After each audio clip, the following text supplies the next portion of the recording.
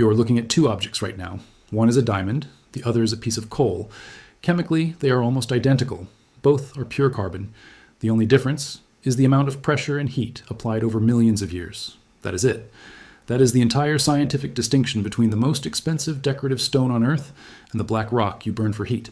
So why does one cost you $5,000 and the other costs you $2,000? The answer has nothing to do with rarity. It has nothing to do with beauty. It has nothing to do with romance, love, or eternal commitment. The answer is a single company, a single decision made in a boardroom in the 1930s, and the most calculated manipulation of human emotion ever executed in the history of commerce. This is not a love story. This is a takeover story.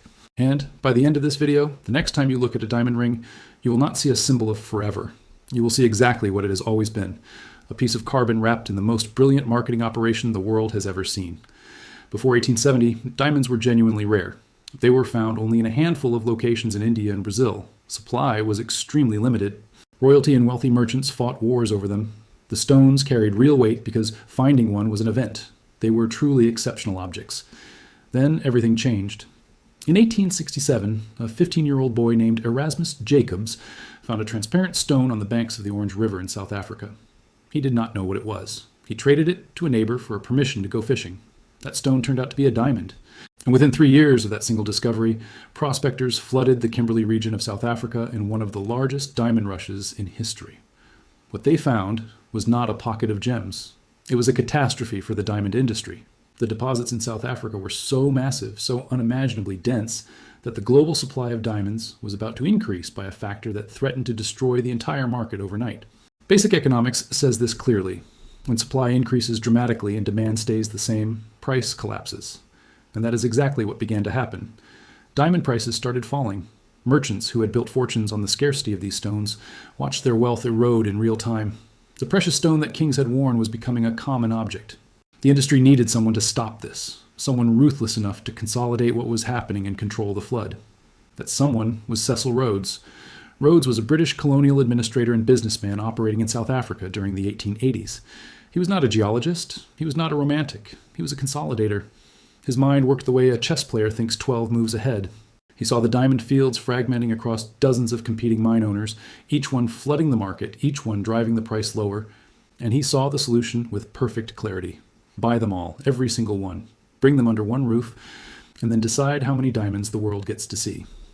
This is the same playbook that John D. Rockefeller used with Standard Oil in the 1870s and 1880s. Rockefeller did not invent oil. He did not discover new reserves. He bought refineries. He controlled the pipeline. He controlled the distribution. And he controlled the price. Rhodes did the exact same thing, but with diamonds instead of petroleum. And just like Rockefeller, he did not need to own every mine. He just needed to own enough of them to dictate the terms of the market. By 1888, Rhodes had consolidated the majority of South African diamond production into a single entity called De Beers Consolidated Mines. The name stuck, and the company that Rhodes built would go on to control the global diamond supply for nearly a century. But here is where the story gets genuinely dangerous. Because controlling supply is one thing. Controlling how an entire civilization perceives value is something else entirely. After Rhodes died in 1902, De Beers was taken over by a new generation of executives, led by the Oppenheimer family. Ernest Oppenheimer became the chairman in 1926, and he inherited a problem that Rhodes had solved with force, but that Oppenheimer would need to solve with something far more powerful: psychology. By the 1920s, De Beers controlled roughly 90% of global diamond production. They had successfully consolidated the mines. They had bought out competitors. They had built the monopoly. But the market was still broken. Diamonds were still cheap relative to their historical price. Too many had entered the market during the rush years, and consumer demand had never been strong enough to absorb the excess. So Oppenheimer made a decision that would reshape consumer behavior for generations. He created a system where De Beers did not simply control how many diamonds were mined, they controlled how many diamonds were sold. Every year the company would calculate global demand and then release exactly that many stones into the market, not one more. The rest went into massive stockpiles, warehouses full of diamonds that the world would never see. This strategy has a name in economics. It is called supply manipulation. And De Beers executed it with a precision that no other company in history has matched. At their peak, De Beers was sitting on stockpiles worth billions of dollars. Millions of diamonds locked away in vaults, kept hidden from the world, purely to maintain the illusion that diamonds were scarce. Think about that for a moment. A company was sitting on enough diamonds to flood the global market and collapse the price. And they chose, every single year, to hide them. Because the moment the world knew how many diamonds actually existed, the entire foundation of their business would crumble. This is not a monopoly built on a superior product. This is a monopoly built on concealment. But even controlling supply was not enough. De Beers still had to solve the demand side.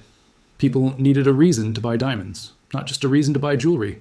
A specific, emotionally charged, culturally embedded reason to buy this particular stone and pay a significant portion of their income for it. And that is where the most audacious marketing operation in human history begins. The year is 1938. The Great Depression has devastated consumer spending across America. Diamond sales have collapsed. De Beers is hemorrhaging revenue. The company approaches an advertising agency called Ayer, one of the oldest and most respected firms in the United States, with a brief that sounds almost impossible. Make people want diamonds again, not just want them, need them. The lead copywriter assigned to the account was a young woman named Frances Garrity. Her job was not to sell a gemstone. Her job was to sell an idea, an equation that did not exist before, an idea so simple and so emotionally powerful that once it was planted in people's minds, it could never be removed. The idea was this: love is proven by a diamond, specifically an engagement ring with a diamond, forever. Before 1938, engagement rings existed, but they were not dominated by diamonds. They came in all varieties. Emeralds, rubies, sapphires, and simple gold bands were all common choices. The idea that an engagement must include a diamond, and specifically a single large diamond set in a particular style, did not exist as a cultural expectation. De Beers created it. In 1947, Frances Garrity wrote 4 words that would become one of the most recognized advertising slogans in the history of the English language. A diamond is forever. Those 4 words did multiple things simultaneously. They created an emotional anchor by connecting the permanence of a diamond to the permanence of love. They created a financial trap by implying that selling or resizing a diamond was a betrayal of that love. And they eliminated the resale market entirely. If a diamond is forever, then you never sell it. You never trade it in. You never return it. It disappears from circulation permanently. Every diamond ever purchased stays off the secondary market, protecting De Beers' control over pricing. This was not poetry. This was strategy. Every word was calculated. And then came the rule that sealed the trap completely. The idea that an engagement ring should cost 2 months of the groom's salary. This rule is treated today as ancient tradition.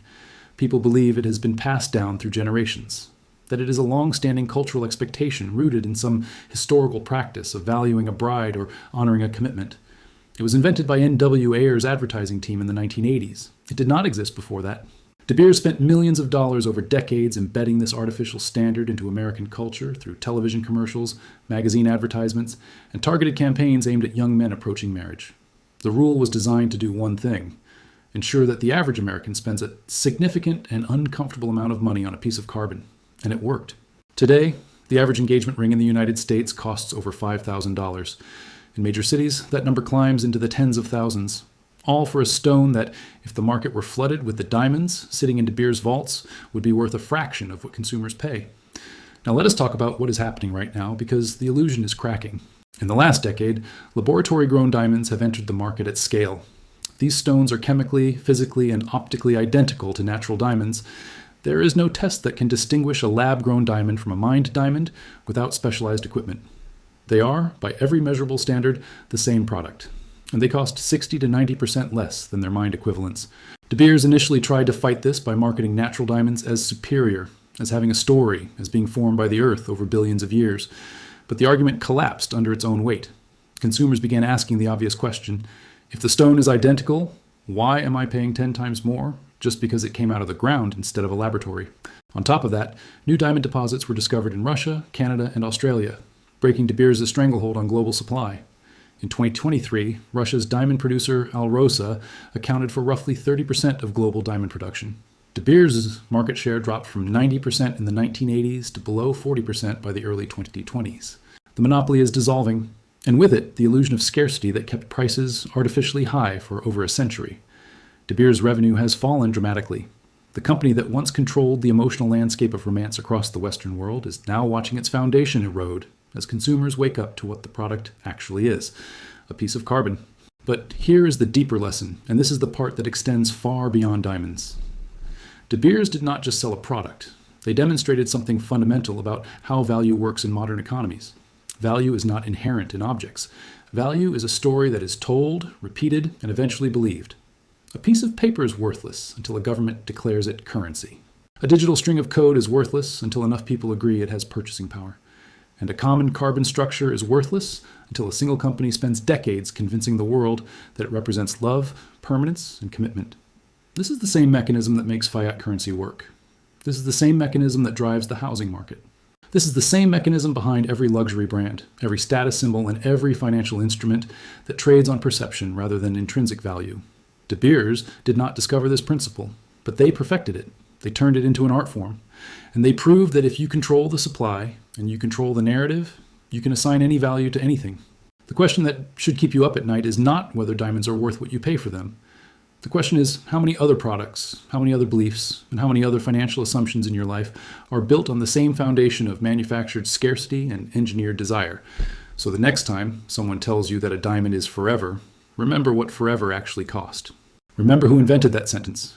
Remember the warehouses full of hidden stones. Remember the boardroom where a marketing strategy rewrote the definition of love. And ask yourself one honest question. Is this romance, or is this the most successful sales pitch in the history of the world? Drop your answer in the comments right now. Do you think spending 3 months of your salary on a ring is proof of love? Or do you think it is proof that De Beers did their job perfectly?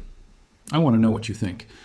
And if this video changed the way you see diamonds, share it with someone who's about to spend a fortune on a ring, because they deserve to know what they are actually buying.